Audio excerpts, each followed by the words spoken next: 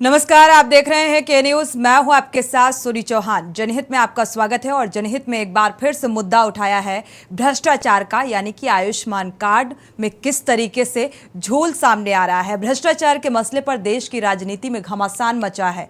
ऐसे में देश के जरूरतमंद नागरिकों को इलाज की सहूलियत देने के लिए केंद्र सरकार द्वारा शुरू की गई आयुष्मान भारत योजना में नियंत्रक एवं महालेखा परीक्षक की रिपोर्ट में एक बड़ा गड़बड़ झाला सामने आ चुका है। हालांकि इसका जिक्र पहले भी किया जा चुका है के न्यूज की तरफ से। प्राइवेट अस्पताल मनमानी पर उतारू हैं। ताजा मामला लखनऊ के प्राइवेट अस्पताल मेडिसिन हॉस्पिटल का सामने आया है। हॉस्पिटल में बड़ी गड़बड़ी का आरोप लगा है। दरअसल आयुष्मान कार्ड के नाम पर प्राइवेट अस्पताल पैसा वसूल रहा है। आपको बता दें कि हाल ही में कैग की रिपोर्ट में बड़ा गड़बड़ झाला सामने आया तो हड़कंप मच गया था। देश के नियंत्रक एवं महालेखा परीक्षक ने चौंकाने वाला खुलासा किया है। कैग ने इस योजना को लेकर जारी अपनी ऑडिट रिपोर्ट में बताया कि इस योजना के तहत ऐसे मरीज भी लाभ उठा रहे हैं जिन्हें पहले मृत दिखाया गया था। यही नहीं, पीएमजेवाई इस स्कीम की अगर बात करें तो 9 लाख से ज्यादा लाभार्थी तो सिर्फ एक ही मोबाइल नंबर से जुड़े हुए पाए गए हैं। पहले आपको रिपोर्ट दिखाते हैं, इसके बाद वापस लौटेंगे, दर्शकों की राय साझा करेंगे और चर्चा करेंगे। आयुष्मान भारत योजना में गड़बड़ झाला, कैग की रिपोर्ट में हुआ बड़ा खुलासा। लाभार्थियों के पंजीकरण और सत्यापन में गंभीर अनियमितताएं। एक ही मोबाइल नंबर पर कई लाभार्थियों का रजिस्ट्रेशन किया गया। 5 राज्यों में सबसे ज्यादा धांधली। छत्तीसगढ़, हरियाणा, झारखंड, केरल, मध्य प्रदेश सबसे ज्यादा शिकायतें। मरे हुए व्यक्तियों के इलाज के क्लेम में गड़बड़ झाला। भुगतान राज्य स्वास्थ्य एजेंसियों की ओर से जांचों की सत्यापित किए बिना किया जाना बड़ी चूक। पता चला कि एक ही लाभार्थी को एक ही समय में कई अस्पतालों में भर्ती किया गया। जुलाई 2020 में राष्ट्रीय स्वास्थ्य प्राधिकरण ने भी इस मुद्दे को उजागर किया था। भारत सरकार की एक हेल्थ स्कीम है जो 1 अप्रैल 2018 को शुरू की गई थी और इसके तहत आर्थिक रूप से कमजोर नागरिकों को अस्पतालों में जाकर मुफ्त में अपना इलाज की सुविधा दी जाती है। बता दें कि ऑडिट में सबसे बड़ी खामी ये उजागर की गई है कि इस योजना के तहत ऐसे मरीज इलाज करा रहे हैं जिन रोगियों को पहले ही मर गया दिखाया गया था, लेकिन मरने के बाद भी वो इलाज कराते रहे। टीएमएस में मृत्यु के मामलों के डेटा को एनालाइज करने से पता चला कि आयुष्मान भारत योजना के तहत उपचार के दौरान 88,760 रोगियों की मृत्यु हो गई है। इन रोगियों के संबंध में नए इलाज से संबंधित कुल 2,14,923 दावों को सिस्टम में भुगतान के रूप में दिखाया गया है। ऑडिट रिपोर्ट में कहा गया है कि दावों में शामिल करीब 3,903 मामलों में क्लेम की राशि का भुगतान अस्पतालों को किया गया। इनमें से 3,446 मरीजों से संबंधित पेमेंट 6.97 करोड़ रुपए का था। एनएचए ने कहा था कि ये मामले उन परिदृश्यों में सामने आते हैं जहां एक बच्चे का जन्म एक अस्पताल में होता है और मां की पीएमजेवाई आईडी का उपयोग करके दूसरे अस्पताल में नवजात देखभाल के लिए ट्रांसफर कर दिया जाता है। लेकिन सीएजी की जांच में सामने आया कि डेटाबेस में 48,387 मरीजों को 78,396 दावे पाए गए हैं, जिसमें पहले के इलाज के लिए इन मरीजों की छुट्टी की तारीख, उसी मरीज के दूसरे इलाज के लिए अस्पताल में एंट्री की तारीख बाद में की गई थी। ऐसे मरीजों में 23,670 पुरुष मरीज शामिल हैं। आयुष्मान भारत योजना को लेकर सीएजी की ऑडिट रिपोर्ट में जो दूसरा बड़ा खुलासा सामने आया है वो हैरान कर देने वाला है। महालेखा परीक्षक ने बताया कि इस योजना के तहत लाभ लेने वाले लाखों लाभार्थी ऐसे हैं जो एक मोबाइल नंबर पर रजिस्टर्ड हैं। गौरतलब है कि इस सरकारी स्कीम के तहत लाभ पाने के लिए मोबाइल नंबर का रजिस्ट्रेशन सबसे जरूरी होता है। लाभार्थी द्वारा रजिस्टर कराए गए मोबाइल नंबर के जरिए ही उसका रिकॉर्ड तलाश किया जाता है। आमतौर पर किसी लाभार्थी का मोबाइल नंबर गलत निकलता है या फिर ई कार्ड खो जाता है तो लाभार्थी की पहचान करना मुश्किल हो जाता है और फिर योजना के दायरे में आने वाले अस्पताल इलाज देने से इनकार कर देते हैं। लेकिन यही बड़ी धांधली की गई है। दरअसल इस स्कीम में रजिस्टर्ड मोबाइल नंबर से रजिस्ट्रेशन डेस्क से कांटेक्ट किया जा सकता है और ऐसा करने के लिए ई कार्ड की जरूरत भी नहीं होती। कैग की रिपोर्ट में खुलासा किया गया है कि लाभार्थियों के पंजीकरण और सत्यापन में गंभीर अनियमितताएं सामने आई हैं। रिपोर्ट में कहा गया है कि BIS डेटाबेस के आंकड़ों का विश्लेषण करने पर पता चला कि एक ही मोबाइल नंबर पर कई लाभार्थियों का रजिस्ट्रेशन किया गया है। स्पेशल डेस्क के न्यूज इंडिया।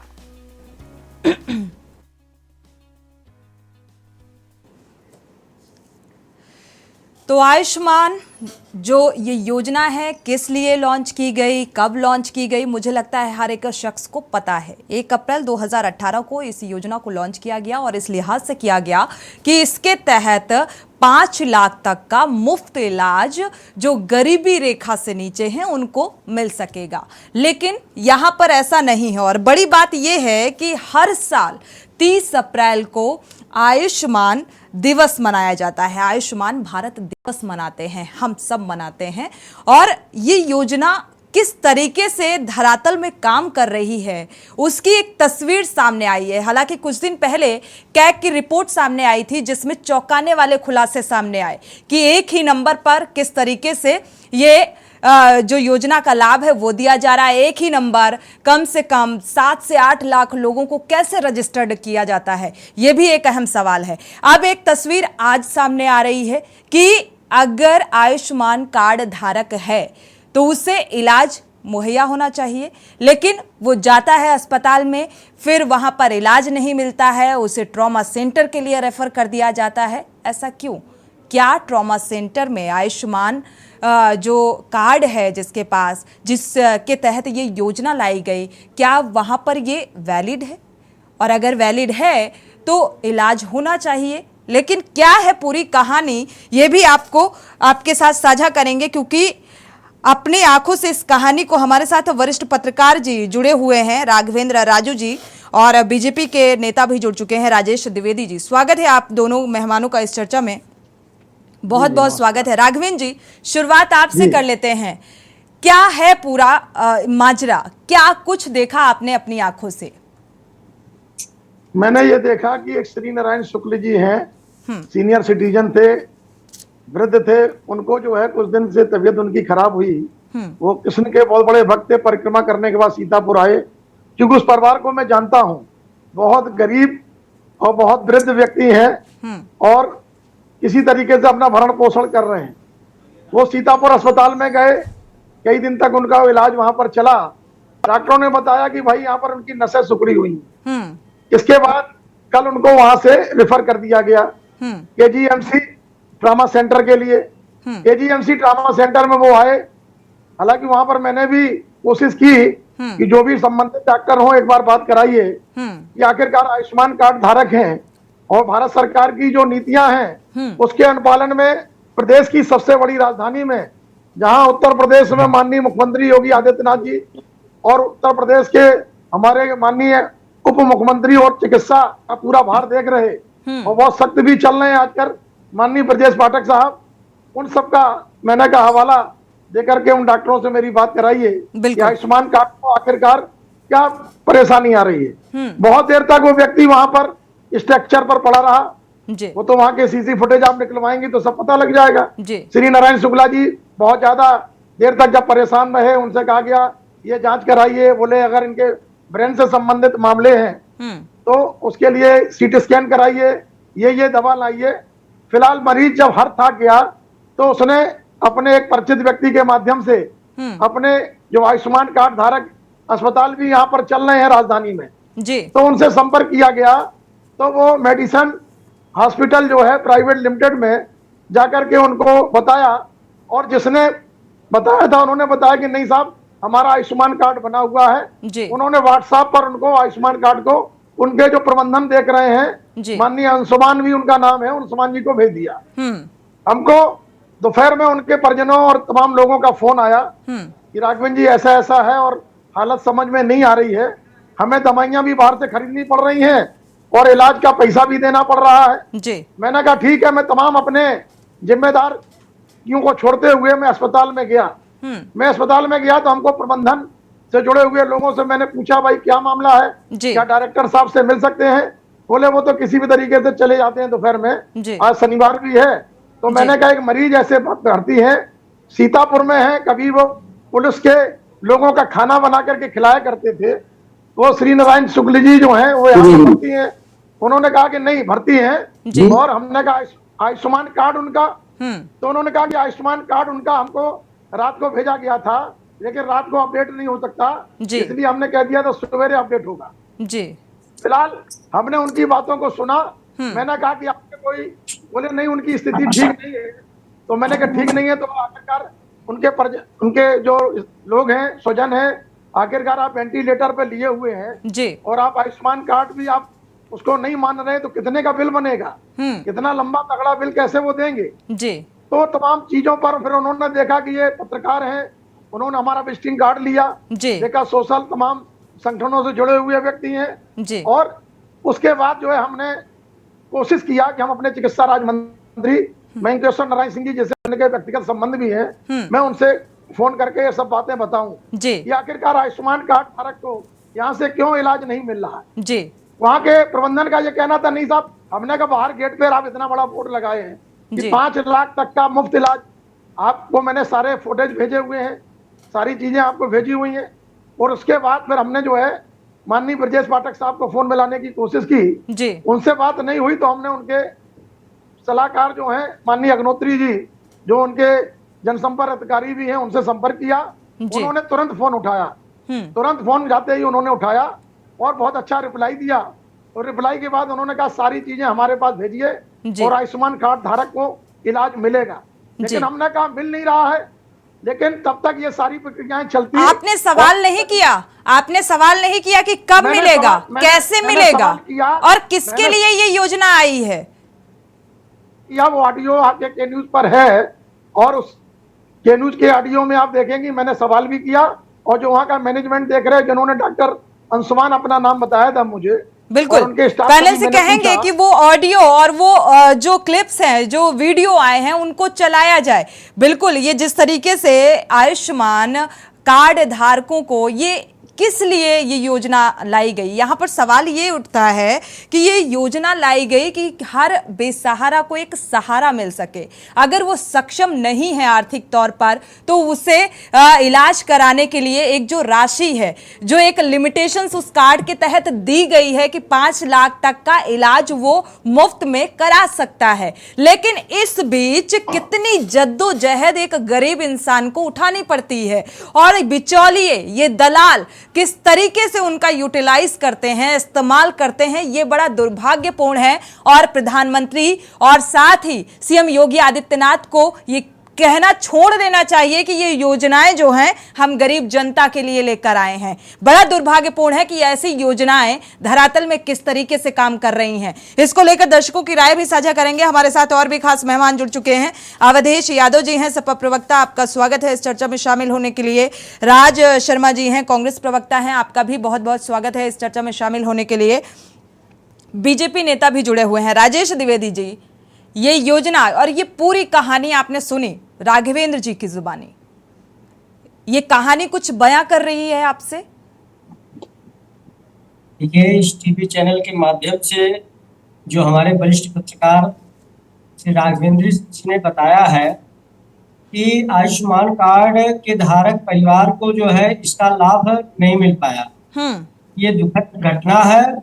और निश्चित है ऐसे भी जो भी वहाँ के प्रबंधक हो या जो डॉक्टर हैं, यदि गलत तरीके से रूप से उनका इलाज नहीं किए तो उनके खिलाफ से कड़ी कार्रवाई होगी, जिसकी जानकारी यदि हमारे उत्तर प्रदेश के माननीय मुख्यमंत्री जी को होती है या हमारे स्वास्थ्य मंत्री माननीय श्री ब्रजेश पाठक जी को होती है, तो तत्काल प्रभाव से उनके खिलाफ कार्रवाई जरूर होगी।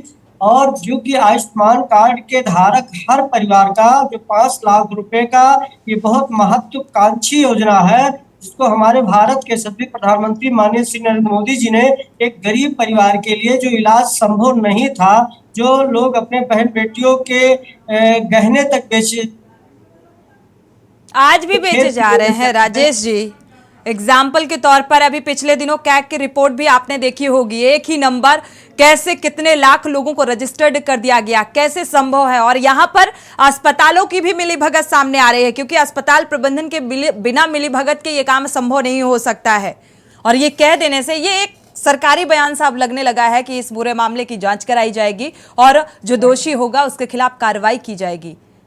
मैडम उसी विषय पे मैं आ रहा हूँ जी। तो ये जो माननीय श्री वरिष्ठ पत्रकार महोदय ने कहा है और इलाज के जो भी पीड़ित परिवार हैं उनके इस विषय को गंभीरता से लेकर के कमेटी जांच करनी चाहिए, करेगी और निश्चित है जो दोषी होगा उसके सख्त से सख्त खिलाफ कार्रवाई भी होगी। चलिए, इस जवाब से थोड़ा सा संतुष्टि मिलती हुई कहीं नजर आ रही है राघवेंद्र जी? मुझे तो संतुष्टि नहीं है जैसा आपने बताया, लेकिन ये सच है कि इतनी लंबी प्रक्रिया में ये जांच का विषय है। हमारे सम्मानित प्रवक्ता महोदय ने जो बात कही है, ये बहुत बड़ी जांच का विषय है कि सीतापुर से जो व्यक्ति रिफर होकर के ट्रामा सेंटर लखनऊ आता है, तो क्या कोई वहां पर ऐसा सीक्रेट जो है वो चल रहा है, रैकेट तो नहीं है कोई। ये तमाम बातें आज उभर करके सामने आने लगी। ये तो निश्चित तौर पर है कि जब हम आपसे बात कर रहे हैं और मुझे जानकारी मिली है कि आज हरियाली की तीज पर श्री नारायण जी शुक्ल अब हमारे बीच नहीं रहे, उनको हम श्रद्धांजलि भी देते हैं कि निश्चित तौर पर उनको अगर बेहतर इलाज वहां से लेकर के यहाँ तक जो नस उखड़ने की बात कही गई थी, आखिरकार उनकी मौत के क्या कारण बने, तो ये तो जांच के बाद ही सारी चीजें आएंगी। लेकिन कहीं लापरवाही नजर आती है, क्योंकि जब आयुष्मान कार्ड धारक सीतापुर से लेकर के ट्रामा सेंटर और ट्रामा सेंटर के लेकर के प्राइवेट अस्पताल तक जाता है, तो इस जाने के बाद में भी उसको अगर पैसे देने पड़ रहे हैं तो ये बहुत गंभीर समस्या है। और ये एक नहीं, तमाम मुद्दे ऐसे आ सकते हैं। ये निश्चित तौर पर है कि उन लोगों ने मुझसे संपर्क किया, वो जानते थे कि राघवेंद्र जी जनहित से जुड़े मुद्दे पर हमेशा सक्रिय रहते हैं, और मैं पत्रकार होने के नाते ये निश्चित तौर पर उत्तर प्रदेश के उप मुख्यमंत्री और चिकित्सा मंत्री ब्रजेश पाठक साहब से और माननीय मुख्यमंत्री योगी आदित्यनाथ जी से भी आग्रह करूंगा कि इस पर एक बहुत बड़ा जांच कराया जाए, और जो बाहर बोर्ड लगे हैं या तो उनमें इंगित किया जाए कि भाई कौन कौन सी चीजों का यहाँ इलाज के लिए आयुष्मान कार्ड इस्तेमाल हो सकता है। अब आप भर्ती करने के बाद तमाम बातें बिल्कुल मरीजों को बिल बनाने के बाद आप कह देते हैं कि अब 5 लाख आपका बिल बन चुका है और यहाँ पर आयुष्मान योजना के तहत इलाज नहीं हो सकता है। और अब सवाल उस परिवार के सामने कि आखिर हम कैसे इस बिल को चुकता करें, जो एक दिन के खाने के लिए सोचता है कि हम अपना पेट का भरण पोषण कैसे करें, तो वो इतना लाखों का बिल कैसे पे कर पाएगा, बड़ा सवाल है ये। हमारे साथ और भी मेहमान जुड़े हुए हैं, रुक कर लेते हैं। राज शर्मा जी, आपका ये जो आयुष्मान योजना है और जिस तरीके से काम कर रही है, हालांकि हर एक योजना का कुछ इसी तरीके से नजर आ रहा है कि जो पात्र हैं उनको इस योजना का लाभ नहीं मिल पा रहा है, जो नहीं पात्र हैं उन तक ये योजना जा रही है। बड़ा दुर्भाग्यपूर्ण नजर आ रहा है ये, क्या कहेंगे? मैं सोनी जी सबसे पहले तो एक बात कहता हूं, क्षमा के साथ कहता हूं कि ये विषय वैसे तो राजनीति करने का नहीं है, लेकिन क्योंकि राजनीति ही लोग इस देश को चला रहे हैं तो इसलिए राजनीति की बात हो जाती है। मुझे बड़ी शर्म आती है, मैंने पिक्चर पे सुना था तारीख पे तारीख, तारीख पे तारीख, और आज राजेश त्रिवेदी जी को मैं आज चौथी बार देख रहा हूं। ये हर कांड के पीछे कहते हैं ये जांच का विषय है, और आज जब ये अपनी भावुकता दे रहे थे तब भी ये उप मुख्यमंत्री, मुख्यमंत्री, प्रधानमंत्री जी के गुणगान कर रहे। ये देश की सबसे बड़ी घृणित स्थिति है कि एक गरीब का इलाज नहीं हो पाता। और सीतापुर से लेकर लगभग 100 किलोमीटर, राजा जी थोड़ा सा सुनने की आदत डालेंगे, ये राजनीति बात नहीं है, लेकिन क्योंकि राजनीति लोग कर रहे तो आई जाती है। 100 किलोमीटर तक उसे इलाज नहीं मिला और वो मर गए। और राजेश द्विवेदी जी बड़े आसानी से कह देते हैं ये जांच का विषय है। मुझे ये बताओ जांच कब तक चलेगी? आदमी तो चला गया ना। क्या राजेश द्विवेदी जी की जांच इस शुक्ला जी को अगर वापिस ला सकती है? इस बात का कोई गवाही देंगे हमें? इस बात की जुबानी देंगे कि वो व्यक्ति, उसके घर को कैसे चलाया जाएगा? वो व्यक्ति मर गया, और मरा किस कारण? जिस योजना को आप बड़ी महत्वाकांक्षी योजना कहते हैं, मर गया वो। आप कभी सुनने की बात नहीं करते, आप पब्लिक की बात नहीं सुनते, विपक्षी पार्टियों की बात नहीं सुनते। अच्छा, कुछ कह दो तो आपका एक ही गुणगान है, राम मंदिर ये। और सोनी जी, मैं एक बात कहूंगा, मैं देश की जनता से आपके चैनल के माध्यम से एक गुहार लगाऊंगा, इस देश को बर्बाद होने से बचाओ। जब तक इस देश में धर्म के नाम पे वोट मिलेगा, भारतीय जनता पार्टी अब हमारी देश की और प्रदेश की जनता का खून इसी तरह चूसती रहेगी। जिस दिन भारतीय जनता पार्टी को पता चल जाएगा कि धर्म के नाम पे मेरी राजनीति नहीं चलेगी, निश्चित रूप से मानिए जो भी योजना चलेगी सही तरीके से चलेगी। तीसरी बात, क्या वहां दलाली कल से ही शुरू हुई थी? मुख्यमंत्री और उप मुख्यमंत्री जो कि स्वास्थ्य मंत्री भी हैं, उनके नाक के नीचे ये कार्य हो रहे और उन्हें नहीं पता है। तो इस पे भी 3 कारण हो सकते हैं, या तो पता नहीं है, या उनका बस नहीं चलता, या वो जानने की कोशिश नहीं करते। मैं चलिए इन तीनों ही चीजों का जवाब ले लेते हैं। राजेश द्विवेदी जी, क्या ऐसा ही है? हालांकि लगातार समीक्षा, लगातार निरीक्षण, इसके बावजूद भी ऐसी स्थितियां सामने आ जाती हैं, और फिर ऐसी योजना किस काम की जो एक गरीब की जान ले ले? देखिए, महत्वाकांक्षी योजना है, माननीय प्रधानमंत्री श्री नरेंद्र मोदी जी ने चलाया, और इस महत्वाकांक्षा योजना के अंतर्गत में करोड़ों करोड़ों गरीब परिवार जो है लाभान्वित हुए हैं। रहेगी कांग्रेस की मंशा हमेशा जो है गरीब परिवार आईएमए के डॉक्टर्स जो जुड़ते हैं उनसे आप पूछिएगा कभी इस योजना को लेकर, एक सवाल करिएगा राजेश जी, वो आंकड़े बता देंगे कि आयुष्मान कार्ड धारक जो हैं वो लग्जरी गाड़ियों में आते हैं आयुष्मान योजना का लाभ उठाने के लिए। तो ये गरीबों को कैसे मिल रही है? मैडम, मुझे बोलने का मौका दीजिए। बिल्कुल, अभी जवाब दे ही है आपकी, बोलिए, लेकिन ऐसा बोलिए जिससे संतुष्टि मिले। मैंने पहले भी वक्तव्य में कहा कि ये दुखद घटना है। भारत आयुष्मान कार्ड वो गरीब परिवार के लिए बनाया जाता है जिनका इलाज संभव कभी नहीं हो पाता था। ये है इस देश की दिशा में पहले भारत के प्रधानमंत्री माननीय श्री नरेंद्र मोदी जी हैं जो गरीबों के लिए महत्वाकांक्षा योजना चलाई। हुआ कैसे?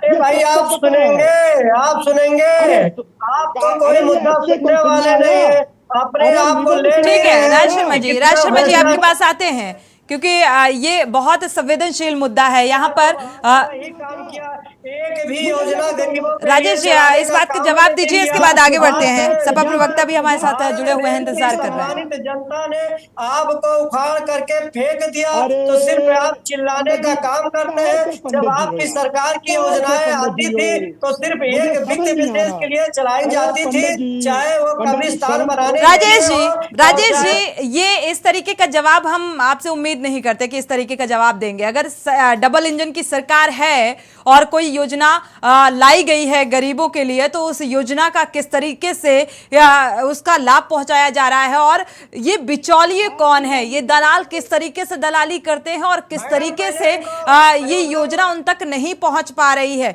ये एक रैकेट है। इस पर मुझे लगता है ध्यान देना चाहिए, क्योंकि ये संवेदनशील मुद्दा है। इसमें ये कह देना कि वर्तमान में जो सरकार थी उसके कार्यकाल में ऐसा हुआ, ये कंपटीशन नहीं चल रहा है। आपसे जनता जवाब मांगेगी। मैडम, हमारे साथ अवधेश यादव जी भी जुड़े हुए हैं, आते हैं राजेश जी, आते हैं, आपको ही जवाब देना है, थोड़ा सा इंतजार कर लीजिए। मेरी बात को पूरी हो जाने दीजिए। राजेश जी और भी मेहमान हैं, सबको बराबर का समय देना होता है। राजेश जी आते हैं आपके पास, अवधेश यादव जी का रुख करेंगे। अवधेश जी, क्विट भ्रष्टाचार का नारा प्रधानमंत्री नरेंद्र मोदी ने दिया, लेकिन क्विट भ्रष्टाचार का नारा किस बिहाफ पर दिया गया? क्योंकि भ्रष्टाचार ये सामने से दिखाई दे रहा है। देखिए, इस समय जो भारतीय जनता पार्टी की सरकार चल रही है, दोनों इंजन की सरकार इनकी चल रही है, उत्तर प्रदेश और केंद्र में दोनों में चल रही है। भ्रष्टाचार का तो इतना बोलबाला है। इसी स्वास्थ्य मंत्रालय को लेकर के इसके पहले भी आपने एक डिबेट चलाया था जिसमें कई घटनाएं घटित हुई थी, और भाजपा के प्रवक्ता ने उस समय भी यही कहा था कि ये जांच का विषय है। सबसे बड़ी बात है, सबसे बड़े छापामार मंत्री इनके स्वास्थ्य विभाग के ही मंत्री हैं। अब पता नहीं आपस में उप मुख्यमंत्री, मुख्यमंत्री सबके इंजन आपस में टकरा रहे हैं कि कोई रिजल्ट तो आ नहीं रहा है। अभी आपने जो आयुष्मान का मुद्दा उठाया है, इसके पीछे तो इतना बड़ा रैकेट काम कर रहा है। आपने मध्य प्रदेश में देखा होगा, सीएजी की रिपोर्ट तो आपने देखी ली है, और ये लोग मानने को तैयार नहीं है। ये इतना बड़ा भीषण घोटाला है। मैं बता दूं कि मैं एक दिन गोरखपुर मेडिकल कॉलेज की बात है, एक व्यक्ति का ऑपरेशन होना था, बहुत गरीब आदमी था, इसलिए वो मेडिकल कॉलेज में गया। जी। फिर उसने मुझे फोन किया कि मुझसे 50,000 रुपया मांगा जा रहा है। मैंने कहा तुम्हारे पास आयुष्मान कार्ड है? तो बोला हाँ मेरे पास आयुष्मान कार्ड है, लेकिन डॉक्टर कह रहे थे तत्काल पैसे का इंतजाम नहीं होगा तो ऑपरेशन नहीं होगा। आप बताइए कि इनके पास कहने के लिए सब कुछ है, प्रैक्टिकली रिजल्ट मिल नहीं रहा, ये मानने को तैयार नहीं है। जान चली गई, जांच का विषय है। अगर हमारे पत्रकार साथी धन्यवाद के पात्र हैं जिन्होंने इस मुद्दे को इतने बखूबी उठाया और उसके छानबीन में लगे रहे, उनको हम इस चैनल के माध्यम से धन्यवाद देना चाहते हैं। लेकिन ये तो ये बहुत छोटा मुद्दा है। ये आप अगर जड़ में जाएंगी, यहाँ पूरे प्रदेश के सभी हॉस्पिटल जिनको इन्होंने नॉमिनेट किया है, वहाँ एक एक रैकेट काम करता है। वो गरीब आदमी चूस लिया जा रहा है। ये बताइए, इसके पहले भी गरीबों की योजनाएं आती थी। योजनाएं बिल्कुल, तो हर सरकार कह देना अच्छा चाहिए बनाती कि ये गरीबों के लिए योजना नहीं है, फिर ये झूठ है। अगर इस तरीके से कहा जा रहा है कि गरीबों के लिए ये योजना लाई गई है तो ये सरासर गलत और झूठ है। और इस तरीके से मुझे लगता है गुमराह आम जनता को नहीं करना चाहिए। हमारे साथ दर्शक भी जुड़े हुए हैं। अवधेश जी वापस लौटेंगे, आपका रुख करेंगे, दर्शकों की राय साझा कर लेते हैं। इस मामले में दर्शकों की राय भी बेहद महत्वपूर्ण है। समरजीत जी मुंबई से जुड़े हुए हैं, स्वागत है आपका, अपनी राय साझा कर सकते हैं। सर, ये जो योजनाएं आती है जी, ये कांग्रेस जमाने में योजना आती थी, सपा जमाने योजना आई और बीजेपी जमाने योजना आई है। ये जितने नेता लोग हैं छोटे छोटे वाले, जी, ये दुकान खोल के बैठे हैं, तुम्हें इतना मैं दिलाऊंगा, इतना मुझे चाहिए, और हर जगह दलाली, हर जगह दलाली। इसमें कोई जाति पात नहीं है, हर नेता अपना उल्लू सीधा कर रहा है। फर्जी बीमार होके ये लोग एडमिट हो जाते हैं, आयुष्मान कार्ड का पैसा ले लेते हैं। आज के डेट में इस समय बीजेपी के जो नए नए नेता पैदा हुए हैं, ये सबसे ज्यादा काम कर रहे हैं। बिल्कुल, लेकिन फिर भी अगर योजना कोई लॉन्च की गई है शासन स्तर से तो मुझे लगता है उसकी मॉनिटरिंग भी उतनी ही जरूरी हो जाती है। आयुष्मान योजना को लेकर आज की जो घटना सामने आई है उससे संबंधित एक ऑडियो भी आपको सुनाना चाहते हैं। प्रत्यक्षदर्शी राघवेंद्र राजू जी ने पूरी आंखों देखा हाल आपके सामने रखा और बातचीत का जो ऑडियो है वो भी आपको सुनाते हैं, सुनिए जरा। ठीक है अंकल। आप ये जानने वाले थे कौन? सीतापुर वाले जो मैं भर्ती कराया। हाँ बाबा। मेडिसन हॉस्पिटल प्राइवेट लिमिटेड में। हाँ, तो ये इनकी डेथ हो गई है, मौत हो गई है। जी। आयुष्मान कार्ड आपने इनको दिया नहीं था क्या अस्पताल? व्हाट्सअप किए थे रात में, तो बोल रहे थे इस टाइम तो नहीं हो पाएगा। अब सुबह वो लोग प्रूफ भेजे थे तो बोल रहे थे हो नहीं पाया है। किस वजह से नहीं हो पाया ये हम बात नहीं कर पाए उनसे, क्योंकि इस टाइम फिर मरीज सीरियस हो गया था तो हमने भेजा था। तो आप उनसे बात करिए ना, आयुष्मान कार्ड का क्या हुआ जब आपने व्हाट्सएप किया? आयुष्मान कार्ड वहाँ पे चलता तो ट्रामा सेंटर में क्या बात हो गई थी, वहाँ क्यों भेज दिया? वहाँ पे बेड नहीं मिल पा रहा था ना। अच्छा, ट्रीटमेंट भी नहीं हुआ था कुछ वहाँ पर। इसलिए हमने कहा था दिक्कत हो रही है, प्लेटलेट इनका 30,000 ही बचा था उस टाइम। अच्छा, हमने कहा अब तो दिक्कत हो जाएगी, तो फिर हमने कहा तब तक एडमिट करा देते हैं कहीं पर। जी, ये जानते यहाँ पे ब्लड, ये यहाँ पे हम रहे हैं ना, मेरे सबसे क्लोज फ्रेंड ही है ना। हम यहाँ सीनस हॉस्पिटल में थे पहले लखनऊ में। अच्छा, हमारे तो सगे बाबा है। अरे तो आयुष्मान कार्ड तो लागू कराइए, 5 लाख का आयुष्मान कार्ड है उनका। जी, तो लागू करा दीजिए, बेचारे इतने गरीब लोग हैं, कहाँ से पैसा लाएंगे? अरे नहीं, लागू होने वाला होगा तो बिल्कुल होगा, हम बात कर ले रहे हैं फिर अभी एक बार। डॉक्टर बात करेंगे 1 मिनट आपसे।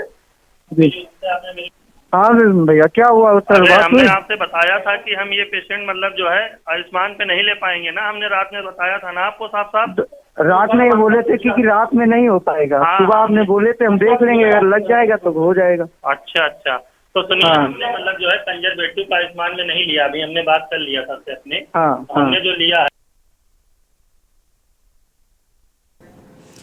चलिए, तो ये पूरा ऑडियो सुना और समझ में भी आया होगा कि आयुष्मान कार्ड धारक को कितनी जद्दोजहद करनी पड़ रही है और उधर से दलाल किस तरीके से काम करते हैं कि अरे यहाँ पर तो हमारी जान पहचान है, यहाँ पर तो हम बहुत अच्छे से सोचा कि वहाँ दिक्कत हो जाएगी तो यहाँ पर एडमिट करा देते हैं। लेकिन इस बात का आश्वासन नहीं है, इस बात का जिक्र नहीं है कि एडमिट तो करा देते हैं लेकिन आयुष्मान कार्ड द्वारा ही वो फैसिलिटीज होंगी या फिर अलग से बिल पे करना होगा। इसका किसी भी तरीके से कोई जिक्र नहीं है और ये दलाल किस तरीके से काम करते हैं। एक दर्शक जुड़े हुए हैं, गिरीश जी का रुख करते हैं। पहले गिरीश जी की राय साझा कर लेते हैं, इसके बाद अगले दर्शक का रुख करेंगे। गिरीश जी, स्वागत है आपका, अपनी राय साझा कर सकते हैं। कहता हूँ कि पिछले 10-20 वर्षों से हम देख रहे हैं कि तरह तरह के नेता आते हैं, तरह तरह की स्कीमें लाते हैं।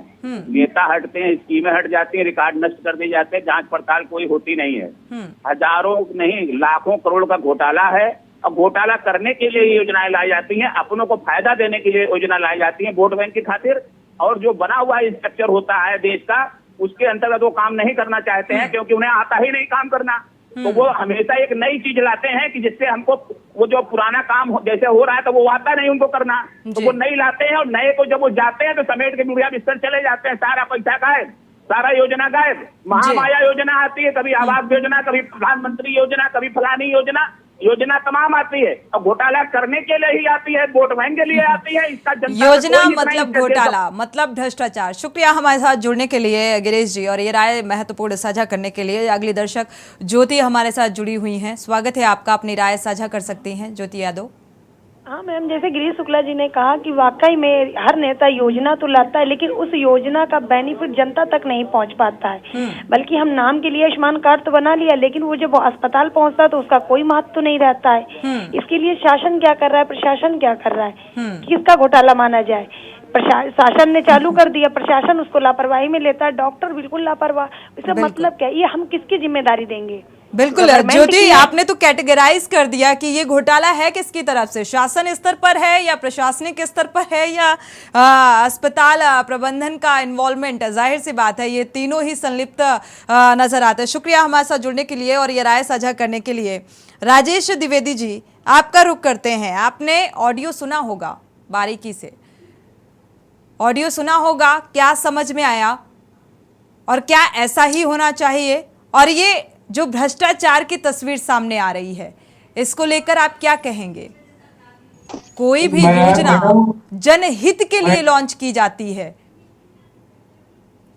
मैडम, जो आपने अभी ऑडियो सुनाया है उस ऑडियो की आवाज बहुत धीमी थी, लेकिन तुरंत मैं कहना चाहता हूं कि इस योजना के अंतर्गत में जिस प्रकार यदि लापरवाही हुई है और हमारे वरिष्ठ पत्रकार ने इसको कहा है तो निश्चित है इस घटना की तत्काल प्रभाव से जांच होनी चाहिए और जांच होने के बाद जो दोषी होगी उसके खिलाफ कड़ी से कड़ी कार्रवाई होगी।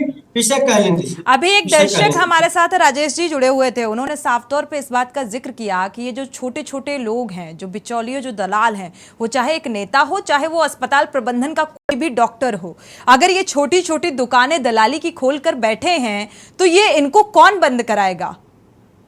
मैडम, उसी विषय पे आ रहा हूँ, मुझे कहने दीजिए।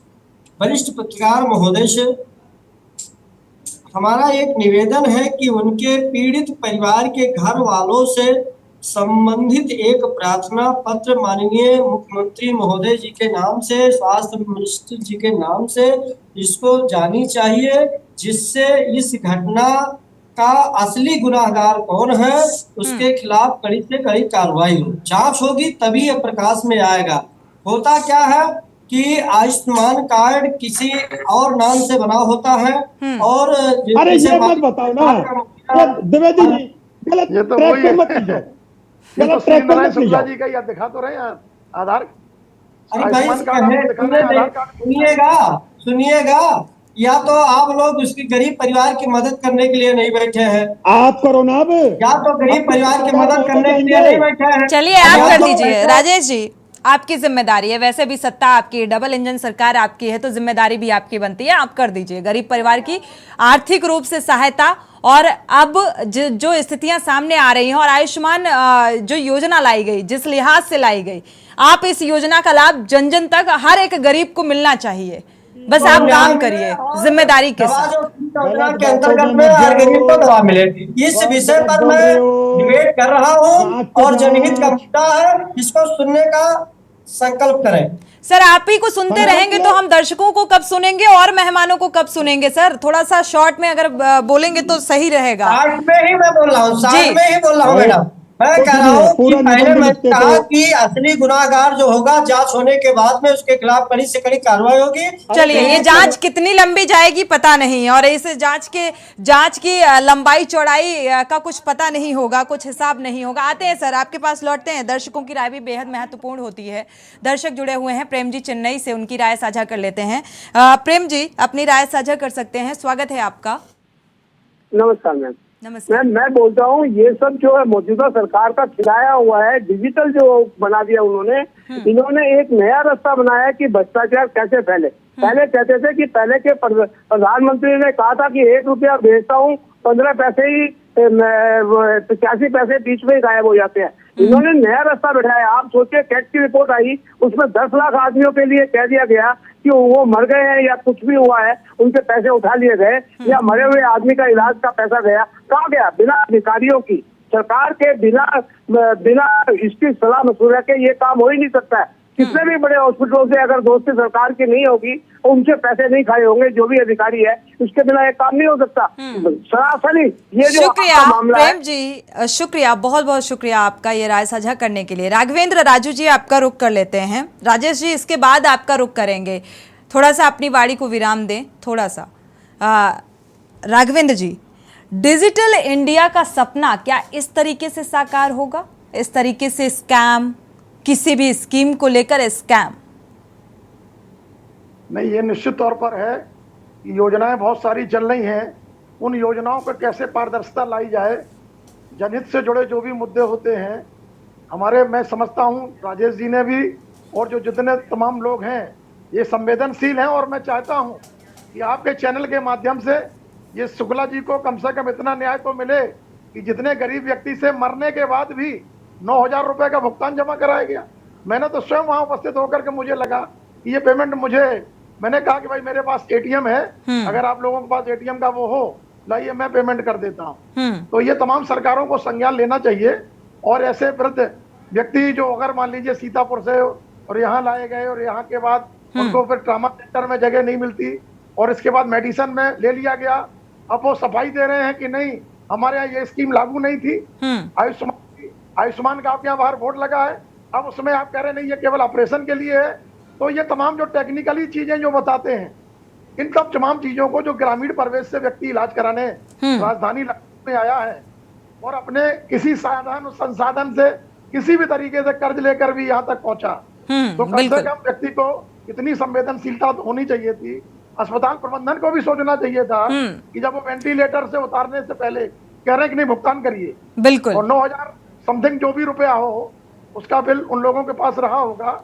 ये वास्तव में निश्चित इंसान की जिंदगी महत्वपूर्ण नहीं है, कोई मायने नहीं रखती, और हम डॉक्टर को भगवान का दूसरा रूप समझते हैं। और ये योजनाएं इसलिए आती हैं कि किस तरीके से इन योजनाओं का लाभ भी नहीं मिल पाता, व्यक्ति की जान चली जाती है, उसके बाद भी कह दिया जाता है कि ये पेमेंट कर दीजिए। बड़ा दुर्भाग्यपूर्ण है और ये सुनने में वाकई मुझे तो नहीं अच्छा लग रहा। राजेश जी, आपको भी नहीं अच्छा लग रहा होगा योजना का जिस तरीके से आप जिक्र कर रहे हैं। हमारे साथ एक दर्शक जुड़े हुए हैं, उनकी राय साझा कर लेते हैं। जगदीश जी जुड़े हुए हैं, स्वागत है आपका जगदीश जी, अपनी राय साझा कर सकते हैं।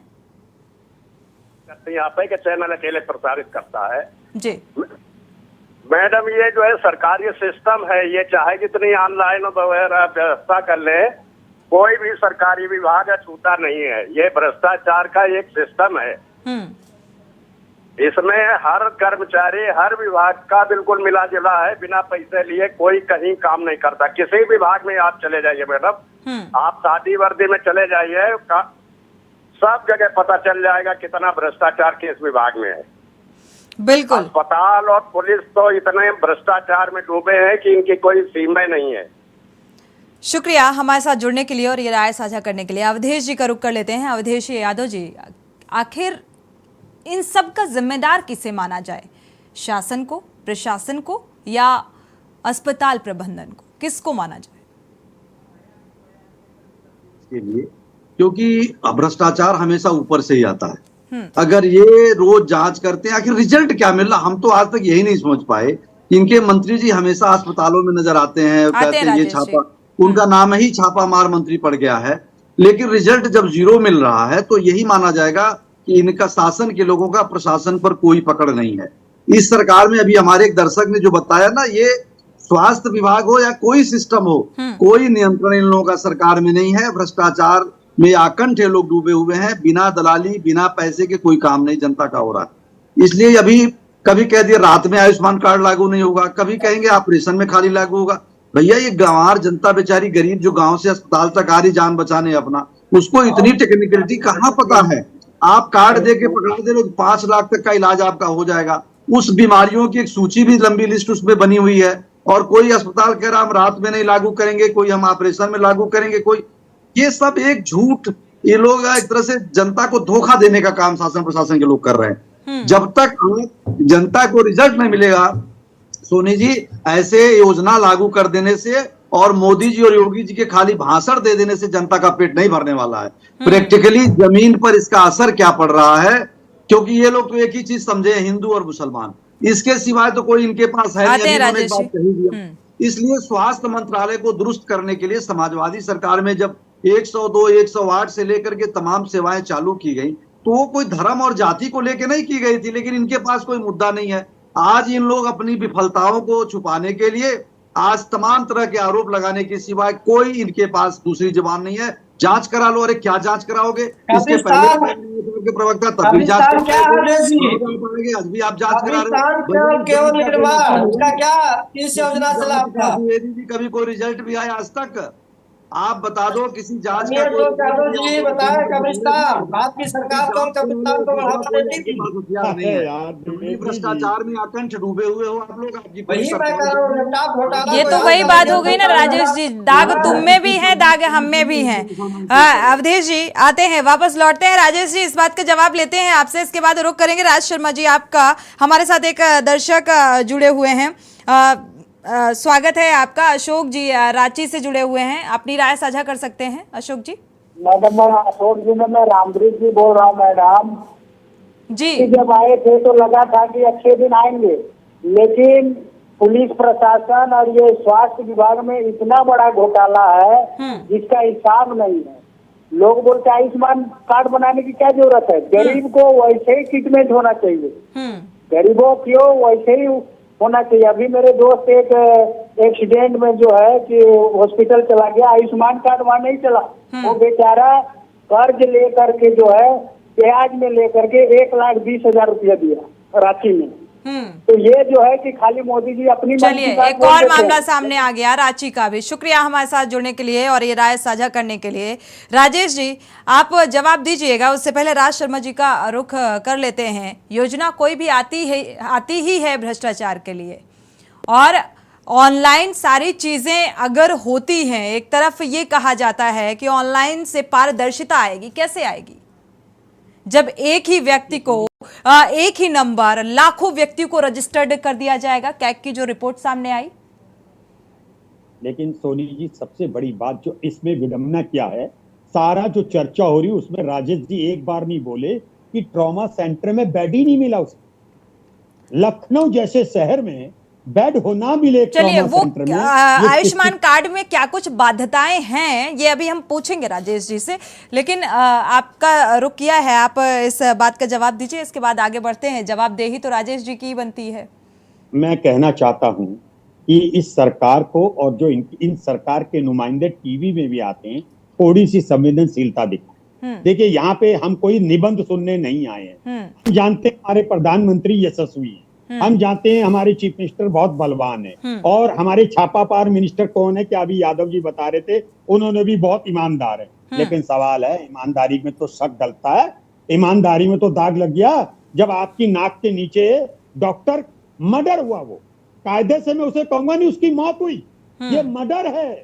डॉक्टर पे और कंसर्न अथॉरिटी पे मर्डर का केस चलना चाहिए। ममता बनर्जी के सरकार में जब दुर्गा पूजा का कार्यक्रम हो रहा था भाई साहब, वहाँ हिंदुओं की हत्या हुई। एक बार भी कांग्रेस के माननीय राहुल गांधी जी, प्रियंका गांधी जी ने कभी नहीं बोला, उस पे तो कभी टिप्पणी करते रही, डिबेट करते रही।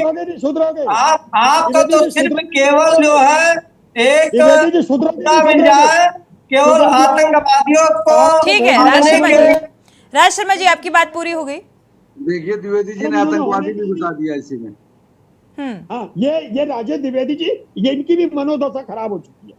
अरे बात हो रही है कि वो मर्डर हुआ, मैं कह रहा हूँ जानबूझ के मारा गया। वही भी समय भाई यही करा ममता बनर्जी के साथ। राजेश जी आते हैं आपके पास, बोलिएगा, आप थोड़ा सा इंतजार कर लीजिए, कुछ ही वक्त बचा है, समय हमारे पास भी नहीं है कि हम चर्चा को आगे बढ़ाएंगे। राजेश जी आते हैं आपके पास, राज शर्मा जी की बात पूरी हो जाने दीजिए। एक बार भी कांग्रेस ने नहीं कहा वहाँ कुछ बैठिए बंगाल में बैठ करके जो मुझे अभी आप बताइए हरियाणा में जिस प्रकार से घटना हुई कांग्रेस ने एक शब्द नहीं बोला।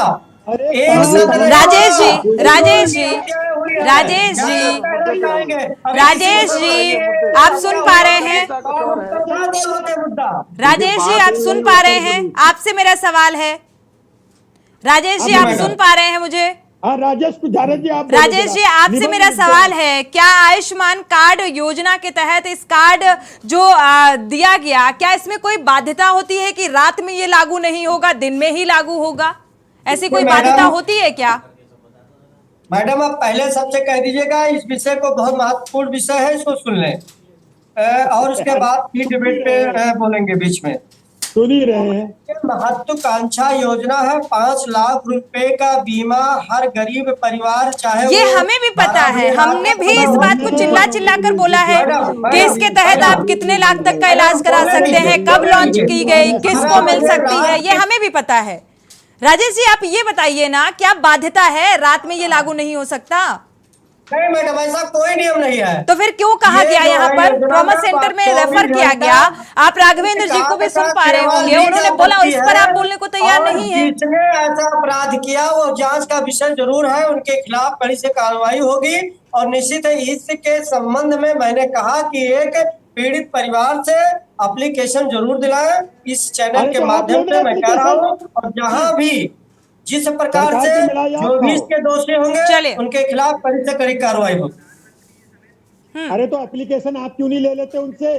मलाई खा रहे हो, दलाली खा रहे हो, तो उनसे जाके क्यों नहीं लेते हो एप्लीकेशन?